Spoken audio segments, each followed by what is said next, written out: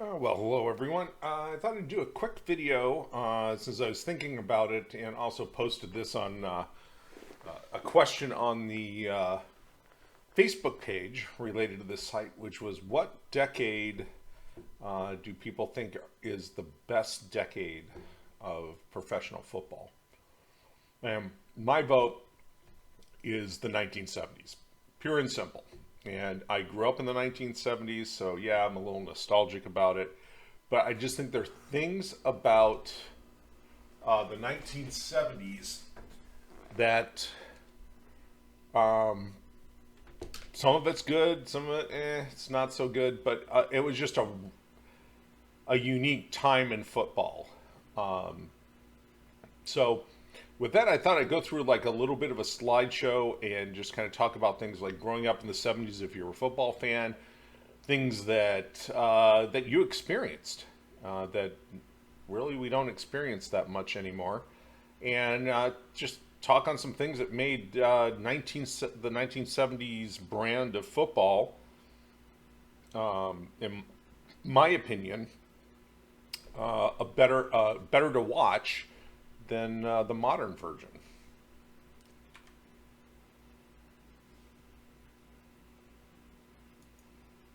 So one of the things is bad weather games. And when I talk about bad weather games, it's not so much that it's like, hey, it's bad weather and the field's the field hasn't really changed.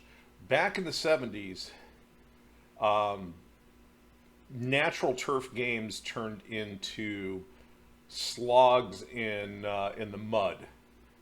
And if it was raining, it was snowing. As a team and as a player, you had to not only deal with the opposing team, but you had to deal with the mud, the slush, the snow, the turf just being turned into a virtual swamp after a while, going back and forth over it. You got to the point where it was like I couldn't even tell, besides the helmets, uh, players would be so covered in mud that you couldn't really tell who they were based on their uniform. You'd have to look at their helmet and that. But there were some games that were played in some incredibly sloppy conditions, which were just fun to watch. And I remember growing up as a kid, those fun games. And we would on a rainy day, my friends and I would grab a football, run down to the schoolyard nearby, and play in a basically rainy, muddy game just like this, and tons of fun. Parents didn't care about it too much because we came home, and the only way we were allowed back in the house is if they took the garden hose and pretty much just sprayed the mud off of us. And you can tell, just here's a good example. The New York Giants player, pretty much covered from shoulder to feet in mud, and uh, they're in a dark uniform, so you're gonna pretty much figure that one out. But those Cardinal players, after just maybe a half of a quarter, they're just gonna be literally just coated to the point where you can't tell one for the other, except for one's got the white helmet, one's got the dark, and yeah, you're up to your ankles in mud and goop. To alleviate that, sports teams decided, with baseball and football, well, we can go to AstroTurf, or chemgrass as it was called, where we don't have to worry about the field turning into a swamp, and we don't have to water it and fertilize it. Is we can just roll this carpet-like thing out, and we don't have to worry about that. So we start playing in near pristine conditions all the time. So in 1970, you started to see the first of the multi-sport or AstroTurf covered fields. And as you're seeing here, this is a machine that they're using to roll out AstroTurf in the stadium. And it was literally placed on top of concrete. So you had the AstroTurf, maybe a little like a little foam pad, and then you're on concrete. So you can imagine the lack of give this surface has when you fall on it, let alone when you fall on it with a 270 pound lineman uh, hitting you and falling on top of you. The first Super Bowl ever played on AstroTurf was none other than Super Bowl, that would be Super Bowl 5, 1970 Super Bowl between the Colts and the Cowboys. And you can tell right here, I mean, that's about as flat as the surface as you can get. And you notice the players' feet they're not sinking in very far at all on the turf. So, yeah, you're basically playing on a very fast, but very hard surface. So you can imagine what it does to your knees, your back. They would get rug burns as they were tackled and slid across the AstroTurf. Uh, they would, on a hot day, like a really hot day, uh, in places down south, it literally you baked as well as you were probably just getting rug burns and just getting your body beat up just playing on this. Neat thing about this picture, one of the few pictures you'll see of Colts quarterback Johnny Unitas wearing regular football cleats.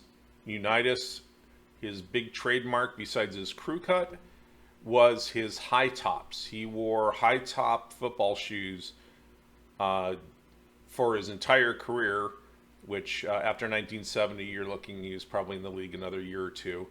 That was kind of his trademark. He was Mr. High Tops, Mr. Old School, and even when he ended his career with the San Diego Chargers, he wore high tops, but they were powder blue high tops.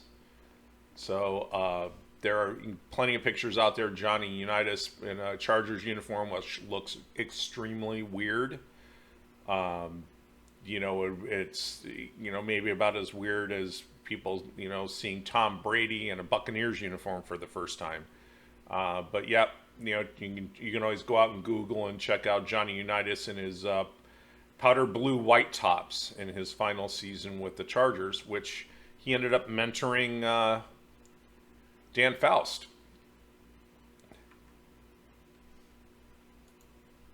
So another thing 70s brought us was Monday Night Football. The first Monday Night Football game was in 1970. It was the Jets visiting the Browns. Your commentating team for that first season was Howard Cosell, Keith Jackson, who's in the middle, and Don Meredith, Dandy Don Meredith, who was for years the quarterback of the Dallas Cowboys. And quite a character. Cosell was a character too, but in a completely different way. He was a more urbane, kind of intellectual journalist. And Dandy Don was more of he was a former athlete and just kind of a cool dude. So this was your original Monday Night Football cast. Keith Jackson left after the first season and moved on to become the voice of college football for ABC. And then you got to your classic Monday Night Football lineup starting in 1971 of Howard Cosell, Dandy Don Meredith, and Frank Gifford. And I'm telling you, if you have not experienced a Monday Night Football game from the 1970s, with these three guys, it was always something. It was absolutely must-see TV on what they were going to say during the game, what was going to happen in the game. It was an event when it started in the 70s. Cosell became one of the most hated people in the country due to his seeming arrogance and just rather annoying behavior and comments. Frank Gifford struggled a little bit in his first few years where he'd forget names or he'd mispronounce names or he'd call the player a wrong name. He'd call Chuck Foreman of the Vikings George Foreman. He obviously cleaned that up. Don Meredith, good old boy. He just had a good time. And then later in the 70s, you started to see what we now know is the pregame show for Sunday. And that was NFL Today. That was the big show on CBS. They took what was a very basic show hosted by, I'm trying to think of his name, Jack Whitaker, in the early 70s, and they revamped it with a cast of people, and they would do live look-ins at games, and do predictions, have interviews with players. I mean, typically the thing you see today in your Fox NFL pregame, your CBS pregame, all of those, this is where that actually was developed. And here's your cast for the NFL Today: Brent Musburger, Phyllis George, Jimmy the Greek Snyder, and Irv Cross.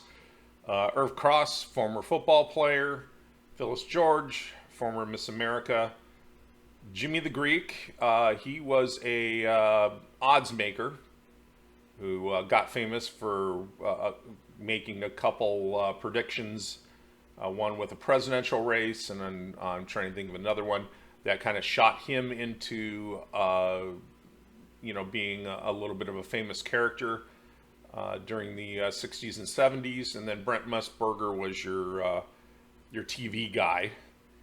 So, Phyllis George, she would give commentary, but she did a lot of the interviews with players. Musburger kind of directed things, the flow. Musburger and Jimmy the Greek would do the predictions for the games, and then Irv Cross would come in and kind of give that player's perspective on it. But, these four, and later Jane Kennedy replaced Phyllis George. Again, this on Sunday, this is where you tuned in to get all the info for that Sunday's games. And then obviously you can't give odds on the games, because at the time the NFL was really a stickler about having separation from gambling, which meant Jimmy the Greek couldn't give you point spreads. So they came up with this thing where Jimmy the Greek and Brent Musburger would go down, they'd compare the two teams, give which one had the edge, and then at the bottom, which team is probably going to come out on top.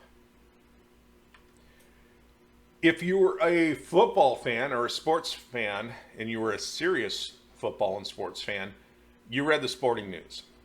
This was the magazine of choice for the kind of dedicated sports fan. It was dedicated to all sports, so it covered baseball, basketball, hockey, and football. So during the football season, football would actually get the majority of the coverage. So during the football season, you're going to your sporting news to get information and that. Otherwise, you'd look at your newspaper and get the box score of the game on Monday. If you were another kind of like, if you were really kind of even more of a nerd, that you're a sports nerd, that you're going to read sporting news, but you wanted more information at the beginning of the season on the teams, you would go to a magazine like Street and Smith's Yearbook. Street and Smith for decades put out yearbooks for football, basketball, and baseball. So you'd have some roundup, you'd have some, obviously some articles in here, but they would give you rosters, they'd give you schedules, they'd give you stats, they had tons of photos. It was, as it says up there, most complete and most informative. You couldn't beat Street and Smith for a football yearbook. So in the fall, you're always looking at the magazine stands in your supermarket for these guys to show up, and you'd plunk down your hard-earned 75 cents to get one of these guys. If you were the more casual sports fan, that would go to Sports Illustrated. Sports Illustrated, uh, they had their pro football kind of annual where they would give most of the magazine to pro football and have articles and interviews and that. Lots of great photos. Sports Illustrated was known for its beautiful photos, like this one with Dick Butkus standing over center. But it was not dedicated to one particular sport. That have everything from horse racing to uh, you name it. That they'd have something in there about it. But again, you're not if you're looking for stats, probably not Sports Illustrated, but still great photos, great articles, great information, but probably geared more to the casual sports fan. These were books that were put out by the Sporting News. These were thick stat books that had the season stats. So the ones are shown here. Looks like on your left, 1972. The one on the right is 1980. You'd get this would be like sabermetrics or just really in-depth stats and information on all of the teams and all of the players you would find in these annual guides that Sporting News would put out.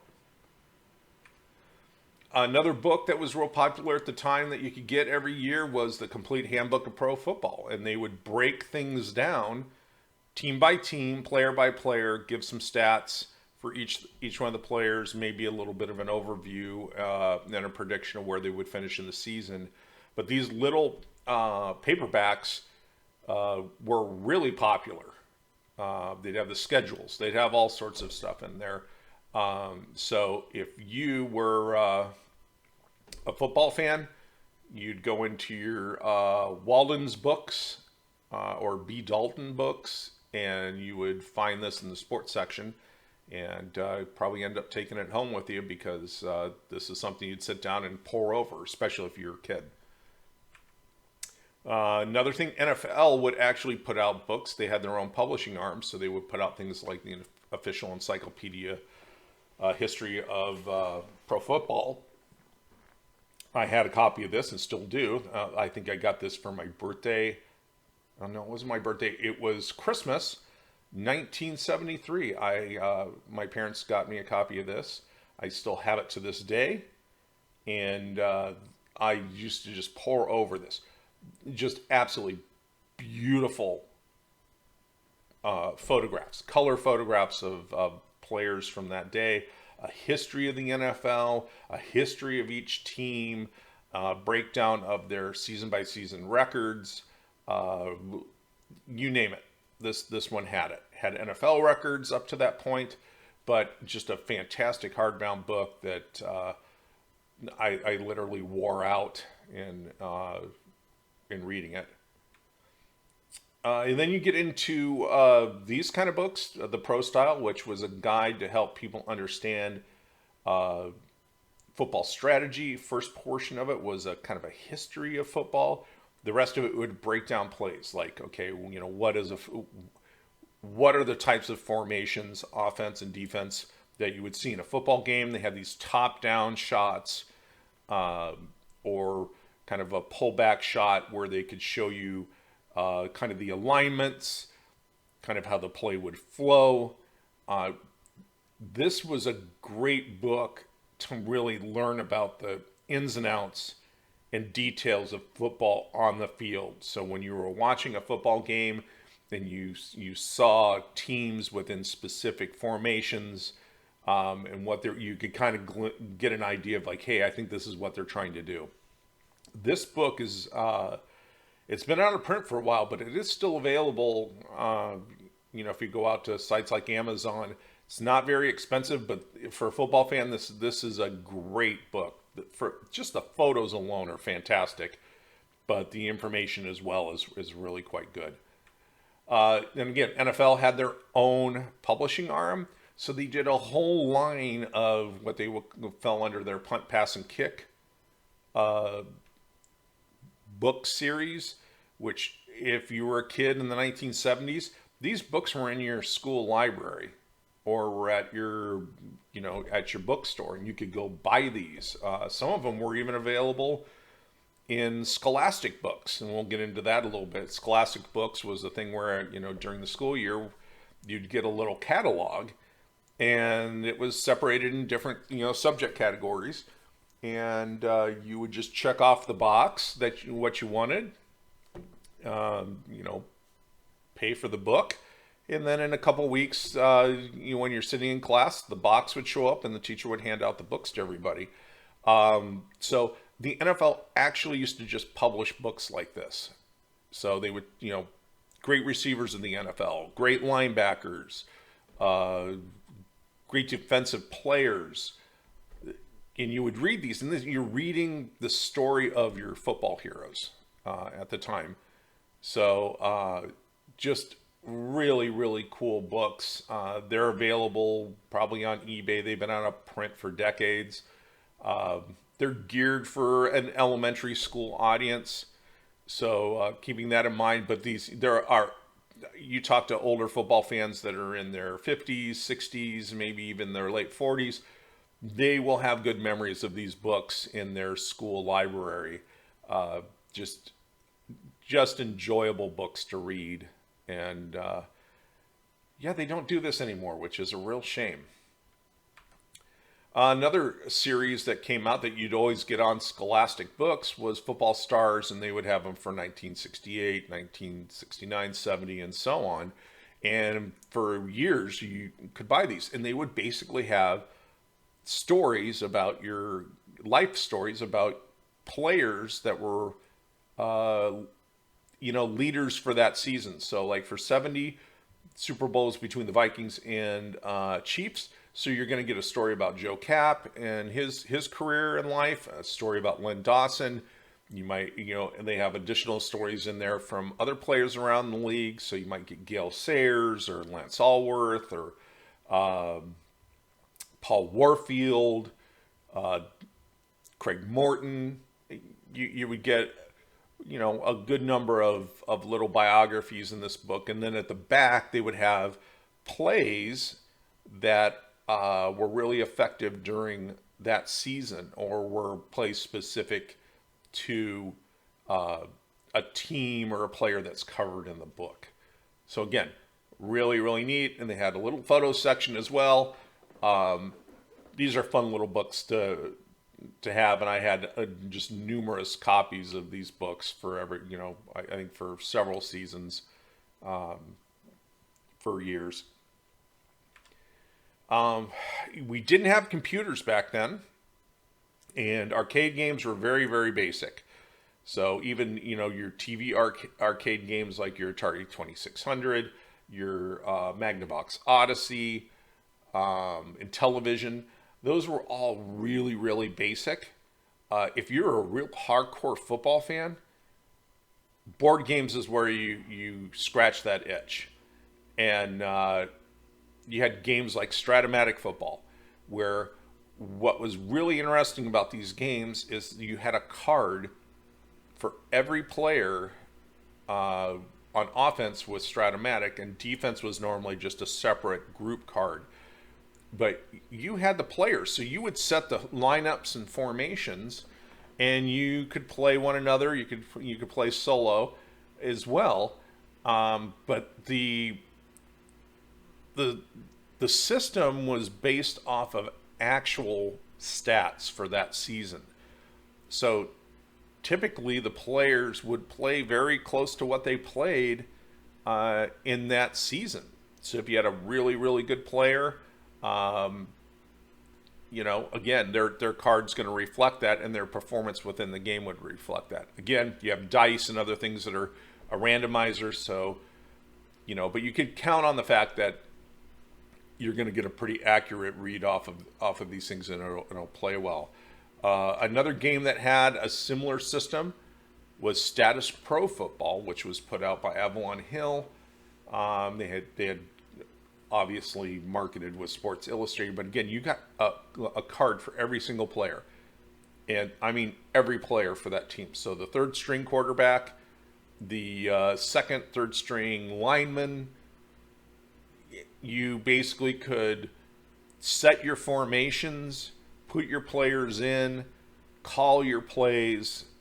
You could see where the strengths and weaknesses of the offense and defense were based on the player cards you're looking at. So you could, if you had an advantage, if you're a team like Miami and you had an advantage with the running game and you're playing a game against a team, say like New Orleans, that their defensive line and their linebackers really weren't that good, and you could see that you could start to really kind of run plays towards your opponent's weaknesses, and then they would have to make an adjustment for that. And then obviously if they make an adjustment, then you call the right play. You could hit that big play. These were fun games because it actually puts you in the literally on the sidelines as a coach, shuttling players in and out, setting your formations, calling the plays, and again, it's like, hey, can you do better than the guy that was actually walking the sideline with the same talent? You could find out with these games. Other games that were popular at the time, Pay Dirt. Those were more team-based games, so you would have a card or a play card for that team. This game was around for forever. Fantastic game. APBA or ABBA or ABBA. This is a game again where you had individual player cards, so that were based off of a formula to replicate their performance for that season. Pro Football Strategy is another game. It was a little bit more abstract, but still a ton of fun. And what's interesting is the Status Pro Football, which was another Avalon Hill game, used the same board, first down marker, little football marker, and score pad as Football Strategy. And then you had, this was a really, really interesting game. Tudor Games made this one. I know people had, I still have my copy of it. You had a defensive card and an offensive card, and you would slide these two into the board, and then they had like a little thing on the side that you would hit, and it would basically, trigger the game to basically display whatever the outcome was. And then the outcomes, if you look in the bottom right, that little thing where there's like 5 boxes on the display, that would show you kind of where your play result was, and you would obviously keep score and downs and distance on the display as well. So this one had no, it wasn't like it was Miami versus Baltimore. It was basically offense and defense. Then you would just use your cards, slide them in there, triggered the little springy thing, and it would give you a result of the play based on the defense and offense that you were running. If you wanted something a little bit more 3D, you had the classic electric football games. Then you could get these out of the Sears catalog, the Penny's catalog, and I had one of these. I could never get it to work. The players were notorious for running around in circles and not really doing anything. You really had a hard time figuring out how to control them. But basically, it was a metal field, and you put these little guys, little football players, on little green stands, and they had like little, uh, look like astroturfy fingers underneath them. And then you would turn it on when you wanted to run the play, and the field would vibrate, and that vibration would make the players move. Uh, yep. I never figured out how to control these, and I don't know any. I have not met anybody that ever figured out how to control this stuff to make things really work. But it looked really neat. I mean, the little players, you could buy. All the NFL teams are available. So you, with the basic kit like this one, you would end up with whoever the Super Bowl winners were that year. So in this case, it would be Vikings and Chiefs. But if you wanted to buy the Chargers or the Cowboys or the Packers, you would just buy them separately. And then you just connect your players, the little plastic players, onto those green bases, and you're good to go. So as a kid in the 70s, this was your Amazon. And when I mean Amazon, I'm not kidding. Department stores back then, JCPenney, Sears, they would publish a book, a catalog, every year for Christmas. And this thing was hundreds of pages in length. It was like a miniature, as you see down here. It says, save this catalog. You can order any toy on pages 435 through 607 from now until July 30th, 1971. So these were big old things, but you could buy anything in this. You could buy couches, you could buy ovens, you could buy rifles, clothing. So if you got the dreaded, like Tuxkin's jeans, your parents ordered through the catalog, shoes, cooking utensils, every household item you could ever imagine would be in this. And obviously, as a kid, the cool part was the toy section. So you'd go to the toy section, and literally hundreds of pages of toys. Musical instruments like electric guitars and you name it. But for the football fan, they had a lot of interesting products that you could buy. You could get this and outfit your bedroom in NFL. And I had this. I did have the curtains. So yeah, you would get a bedspread, you'd get pillowcases, you'd get sheets, you'd get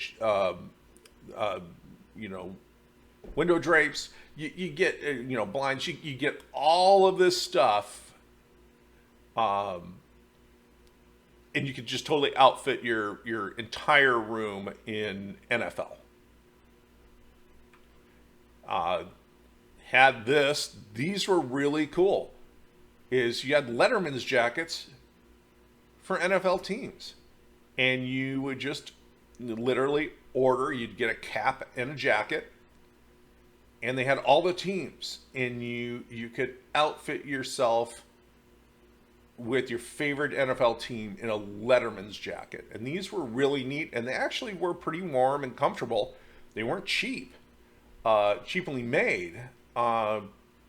They were really good, and I know some people that still have their jackets and hats to this day from their kid size, from their kids' time as kid.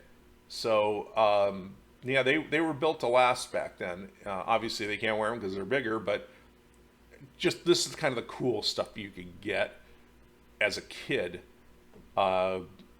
out of these catalogs and pester your parents about it. You'd dog-ear the page or whatever to make sure your parents knew exactly what you were looking at and what you wanted.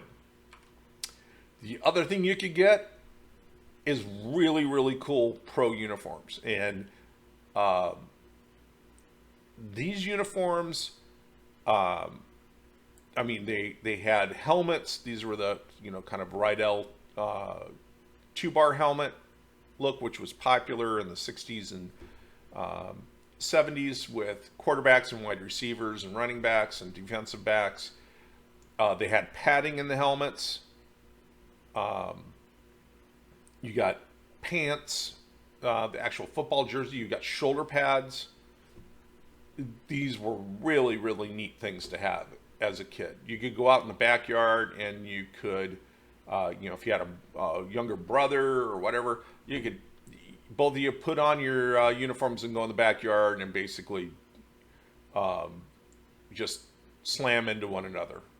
That wasn't the padding wasn't great, but you had a fun time and you looked the part, which was the thing is they went out of their way to make sure that the helmets that you got, even though they're kid helmets, that they looked identical to what you were seeing your favorite players on the field wearing. That's what you got. So these were really neat, and you got 4 pieces for $13. So that wraps up the 1970s overview, and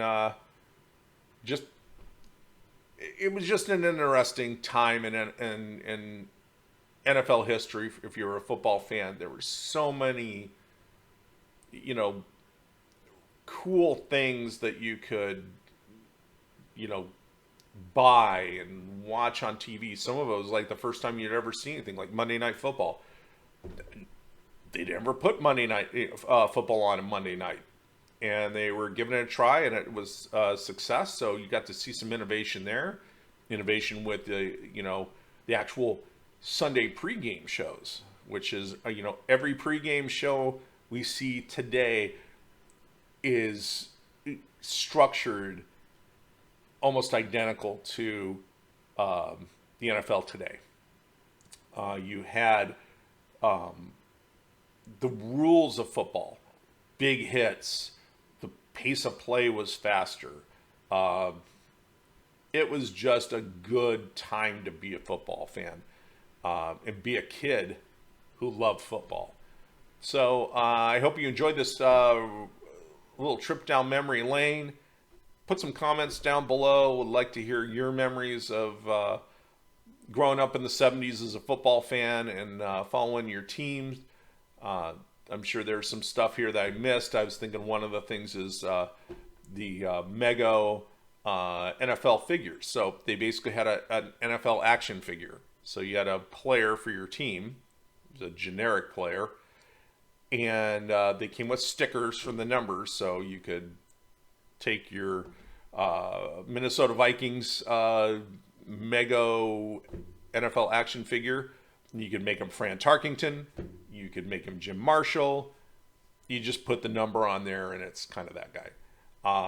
They had things like that. They actually had a Joe Namath action figure, which I think was primarily geared to girls. I never saw a guy or a kid in my neighborhood ever playing with one. But you would actually get you had the Joe Namath action figure, and you had the uniform, and then you had another clothing set for the Joe Namath figure with the fur coat or the polyester slacks and all this stuff. So it was kind of like a bizarre football dress-up thing, which again, I don't think I can't even think of a guy I grew up with in the 70s that the thing on their list was, I want a Joe Namath dress-up doll. If they like Joe Namath, they're going to get the other Mego figure where they just slap Joe Namath's number on a Jets figure and you're good. But yeah. So again, put down some comments about the 1970s and things that you remember about football in that time and growing up in that time as a football fan. We'll love to hear those. Again, like and subscribe if you've enjoyed this. I'll get week 8 up as soon as I can. And with that, have a good day, everyone.